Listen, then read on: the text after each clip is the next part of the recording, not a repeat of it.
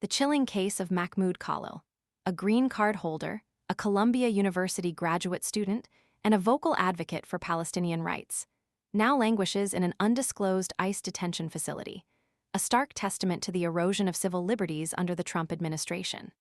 His arrest, confirmed by both Homeland Security and Secretary of State Marco Rubio, has sent shockwaves through the academic community and ignited a firestorm of protest.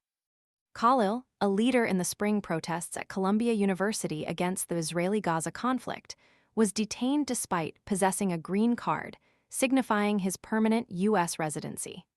The official justification? His activism, deemed by the Trump administration as activities aligned to Hamas, a designation that effectively criminalizes his advocacy for Palestinian rights. This arrest, shrouded in secrecy and characterized by a blatant disregard for due process, raises deeply troubling questions about the future of free speech and the rule of law in America. The details surrounding his arrest are deeply unsettling. His lawyers remain clueless about his whereabouts, unable to secure information about his detention location from ICE officials. His wife, a U.S. citizen 8 months pregnant, was denied access to him at a New Jersey detention center, further highlighting the Kafkaesque nature of his ordeal. Adding insult to injury, ICE agents reportedly hung up on his attorney when questioned about the warrant for his arrest, underscoring a profound lack of transparency and accountability.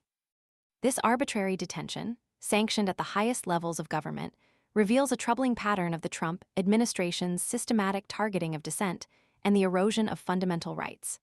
Secretary Rubio's public announcement on X, formerly Twitter, promising the revocation of visas and green cards for individuals deemed Hamas supporters, only served to exacerbate anxieties about the administration's disregard for due process and the potential for widespread abuse. This brazen power grab raises fears that the administration is weaponizing immigration policies to silence political opposition. The Trump administration's actions are not merely an isolated incident. They represent a deliberate strategy to suppress dissent, particularly among students and activists. Columbia University itself has become a target, with the administration canceling $400 million in grants, citing purported shortcomings in combating antisemitism on campus. This action, coupled with Khalil's arrest, paints a picture of an administration seeking to stifle critical voices and punish institutions perceived as insufficiently aligned with its political agenda. The involvement of Beitar USA, a Zionist activist group labeled a hate group by the Anti-Defamation League, further adds to the controversy. Beitar USA publicly claimed responsibility for providing Khalil's information to the Trump administration, celebrating his detention. This revelation highlights the potential for politically motivated targeting and the disturbing alliance between government agencies and groups with questionable track records on human rights. The outrage sparked by Khalil's detention is widespread and impassioned. Organizations like Jewish Voices for Peace have condemned the arrest as a fascist playbook, urging universities to protect their students from such politically motivated persecution.